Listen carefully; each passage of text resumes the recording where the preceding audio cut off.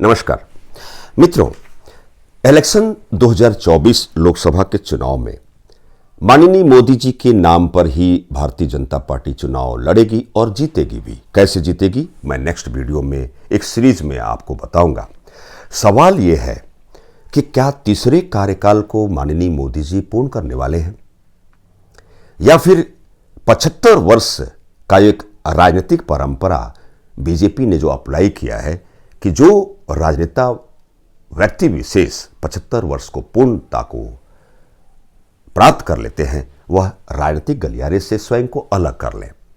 तो क्या इस व्यवहारिक सिद्धांत का अनुपालन माननीय मोदी जी करने वाले हैं?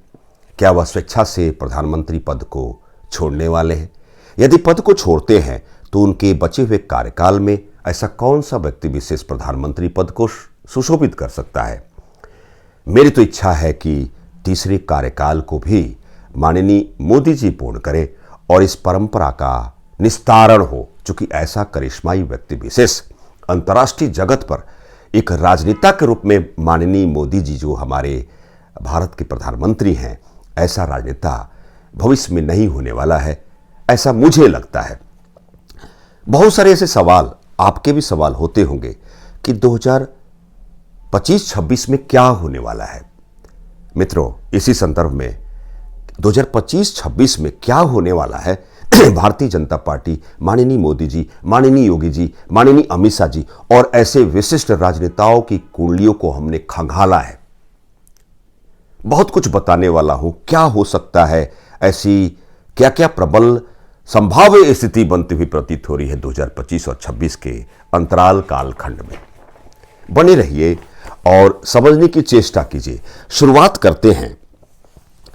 माननीय मोदी जी की जन्म कुंडली वृश्चिक लग्न और वृश्चिक राशि की है। मई 2025 से मई 2026 के इस एक वर्ष के अंतराल में माननीय मोदी जी मार्केश बुध की अंतर्दशा काल में एंट्री कर जाएंगे। शासन सत्ता सिंहासन का भाव चौथा भाव है और माननीय मोदी जी की जन्म कुंडली में चौथे सिंहासन भाव में दिक्कत आएगी। क्योंकि मार्च 2025 में क्या होगा कि शनि, जो शासन सत्ता का कारक शनि है, माननीय मोदी जी की जन्म कुंडली के चौथे सिंहासन भाव को शनि छोड़ चुके रहेंगे। 29 मार्च 30 मार्च 2025 की बात कर रहा हूं। वही मई के उत्तरार्ध समय में 30 मई के आसपास मोदी जी की जन्म कुंडली में उसी सिंहासन भाव में राहु कुंडली मारकर बैठ जाएंगे। राहु तो बाधित करते हैं, राहु राजनीति का कारक ग्रह है। चौथे केंद्र में राहु का बैठना और शनि का छूटना, मारक दशा बुध की अंतर्दशा काल में आना, अर्थात मई 2025 से मई 2026 के अंतराल कालखंड में चूंकि प्लैनेट किसी को छोड़ते नहीं हैं, इसकी प्रबल संभावना बनती है कि माननीय मोदी जी प्रधानमंत्री पद को त्यागने वाले उस गुंजाइश काल में एंट्री करेंगे। आपको मालूम है कि प्रधानमंत्री पद पर रहते हुए कोई व्यक्ति विशेष प्रधानमंत्री पद का त्याग करता है तो मंत्रिमंडल भंग हो जाती है और प्रस्ताव लाया जाता है, बहुमत दल का नेता चुना जाता है, फिर सरकार का निर्माण होता है। अब सवाल है कि कौन व्यक्ति विशेष ऐसा होगा जो बचे हुए कार्यकाल को प्रधानमंत्री के हैसियत से पूर्ण करेगा। अब भारतीय जनता पार्टी की जन्म पत्रिका पे आते हैं, जो मिथुन लग्न और वृश्चिक राशि की जन्म कुंडली भारतीय जनता पार्टी की है। चंद्रमा में केतु की दशा जुलाई 2025 से फरवरी 2026। सबसे अच्छी बात है कि भारतीय जनता पार्टी के दशम जो राज्य कर्म का भाव है, शनि वहां विराजमान हो जाएगा। मार्च 2025 की बात कर रहा हूं। बीजेपी को इनफोर्स पावर अप्लाई करेगा शनि, चूंकि सत्ता का भाव, शासन का भाव, राज्य का भाव है, वहां शनि जन्म कुंडली, बीजेपी की जन्म कुंडली के 10th हाउस में विराजमान हो जाएगा और इनफोर्स पावर अजीबोगरीब तरीके से करता हुआ फिर 30 मई तक आते हुए राहु गोचर परिवर्तन ट्रांजिट फेज में अपने आप को चेंज करते हुए उस दशम भाव जो राज्य का भाव है उसको छोड़ चुका रहेगा। और यही वह समय होगा, चूंकि दशा भी चंद्रमा और केतु की दशा रहेगी बीजेपी की। और मई के बाद, 30 मई के बाद 25 की बात कर रहा हूं, केतु का प्रभाव भी जुड़ जाएगा। और केतु चूंकि इंस्टिंक्ट मोड में आकस्मिकता का, अचानक व्यवस्था का कारक है, अचानक परिवर्तन कराएगा।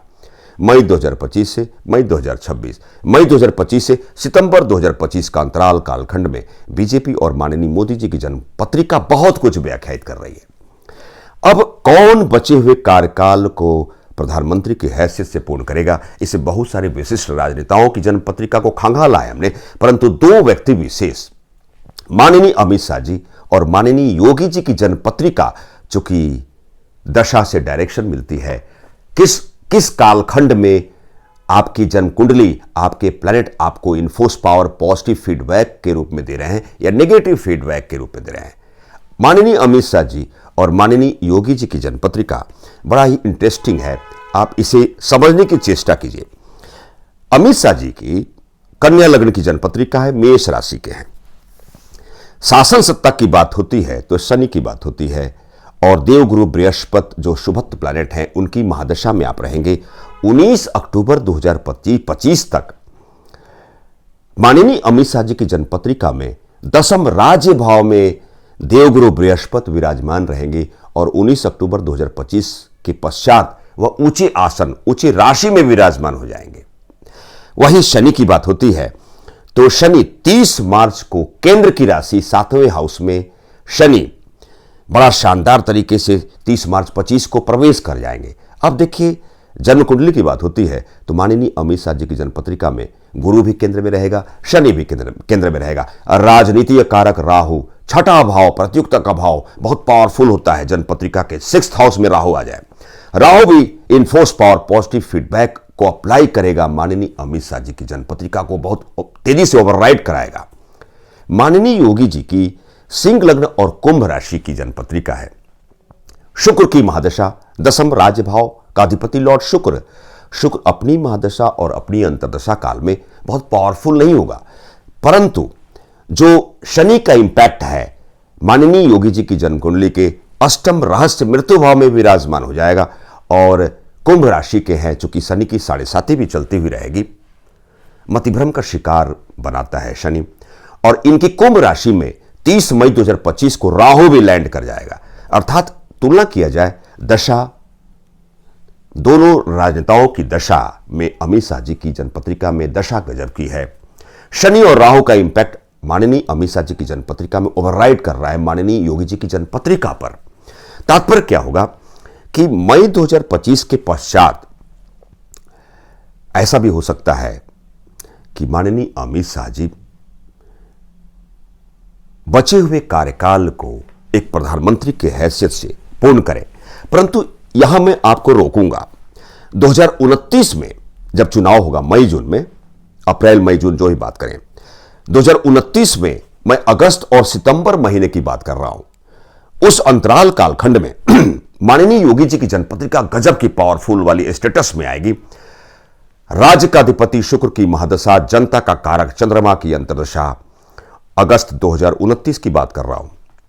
और शासन सत्ता शनि माननीय योगी जी की जन्म कुंडली के दशम राज्य भाव में स्थापित हो चुकी रहेगी, और राहु का इंपैक्ट भी बड़ा गजब का रहेगा।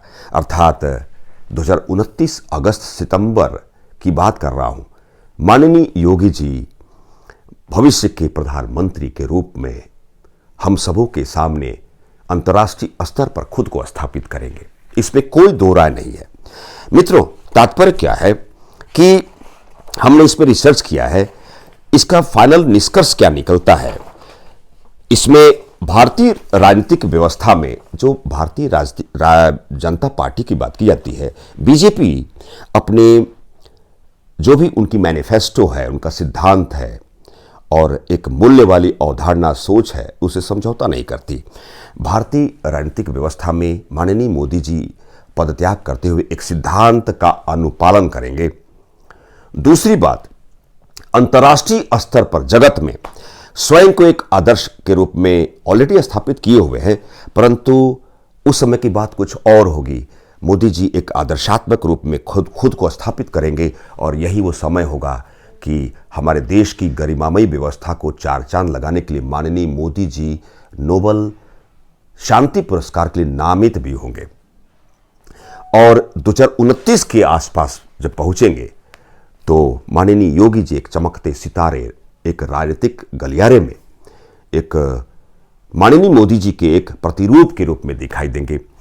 माननीय अमित शाह जी जो भारतीय जनता पार्टी को, बीजेपी को मजबूती प्रदान करने के लिए उन्होंने बहुत कुछ त्यागा है, और बीजेपी का जो एजेंडा है, हिंदुत्व का एजेंडा, उसमें माननीय योगी जी का कोई जवाब नहीं है। आरएसएस के मुख्य चहेते हैं माननीय योगी जी, चहेते तो माननीय अमित शाह जी भी हैं, परंतु बचे हुए तीसरे कार्यकाल में जो मेरा अपना आकलन है, एक ज्योतिष आकलन है जो संभाव्य व्यवस्था को इंडिकेट कर रहा है, बचे हुए कार्यकाल को माननीय अमित शाह जी एक प्रधानमंत्री के हैसियत से एंट्री करेंगे और 2029 के अगस्त और सितंबर के महीने में माननीय योगी जी भविष्य के प्रधानमंत्री के पद को सुशोभित करने वाले एक मुख्य व्यक्ति विशेष, एक राजनीतिक मूल्य, गरिमामय मूल्य को बढ़ाते हुए हम सबों के सामने आने वाले हैं। ऐसा मुझे फील हो रहा है।